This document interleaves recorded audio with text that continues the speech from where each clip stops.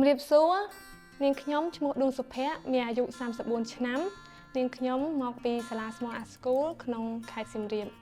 ហើយថ្ងៃនេះដែរនាងខ្ញុំមានស្នាដៃមួយដែលមានចំណងជើងថាផ្កានៃក្តីសង្ឃឹមរបស់ខ្ញុំហើយខ្ញុំគូររូបនេះដោយសារតែខ្ញុំធ្លាប់បានឃើញដើមឈូកដែលមានកម្ពស់ខ្ពស់ជិតដល់2ម៉ែត្រពេលហ្នឹងខ្ញុំបានឆ្ងល់ថាហេតុអីបានជាដើមឈូកវាខ្ពស់ខុសពីដើមផ្សេងទៀតមានន័យថាឈូកនៅស្រះផ្សេងទៀតទៅមានគេប្រាប់ថាដោយសារតែដើមឈូកហ្នឹងនៅពេលដែលទឹកឡើងវាបានខំដុះឲ្យផុតទឹកដូច្នេះហើយតើវាមានកម្ពស់ខ្ពស់អញ្ចឹងតើខ្ញុំចូលចិត្តផ្កាឈូកហ្នឹងហើយខ្ញុំចង់ឲ្យជីវិតរបស់ខ្ញុំនៅពេលដែលជួបបញ្ហាខ្ញុំអាចខិតខំប្រឹងប្រែងរស់ដូចជាផ្កាឈូកដែលខំប្រឹងប្រែងលូតលាស់ផងដែរហើយខ្ញុំសង្ឃឹមថារូបរបស់ខ្ញុំនឹងជាសារជួយជាសារដាស់តឿននិងលើកទឹកចិត្តដល់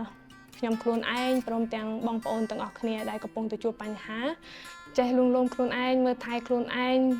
ត្រូវជឿជាក់ថានៅលើโลกនេះមានមនុស្សល្អជាច្រើនហើយរឿងល្អៗជាច្រើនកំពុងតែរងចាំ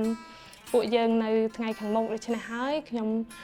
សង្ឃឹមថាបងប្អូនទាំងអស់មិនថាអ្នកជាណាគេនៅឯណាកំពុងតែធ្វើអីប៉ុន្តែខ្ញុំសូមជូនពរនិង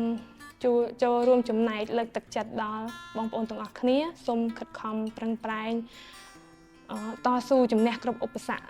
គ្រប់បញ្ហាដែលអ្នកកំពុងតែជួបហើយពួកយើងនឹងព្យាយាមបញ្ចេញផ្លែផ្កាដែលយើងអាចធ្វើបានទៅតាមសមត្ថភាពរបស់ពួកយើងហើយនឹងបង្ហាញឲ្យមនុស្សលោកឃើញអំពីការខិតខំប្រឹងប្រែងរបស់យើងខ្ញុំចង់ឲ្យអ្នកទាំងអស់គ្នា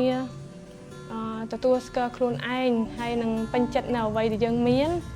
រៀនទទួលយកនៅគ្រប់យ៉ាងរឿងរ៉ាវគ្រប់យ៉ាងដែលបានកើតឡើងក្នុងជីវិតរបស់យើងបើសិនជាយើងអាចរើសបានថាទៅកើតនៅកន្លែងណាកើតជាមួយអ្នកណាបានយើងប្រកាសជារើសទៅកើតនៅកន្លែងល្អកន្លែងដែលមានបានប៉ុន្តែបើសិនជាយើងកើតមកក្នុងកន្លែងដែលក្រលំបាកហើយដូចជាដើមឈូកអញ្ចឹងដែលគាត់បានដុះចេញពីភក់ប៉ុន្តែ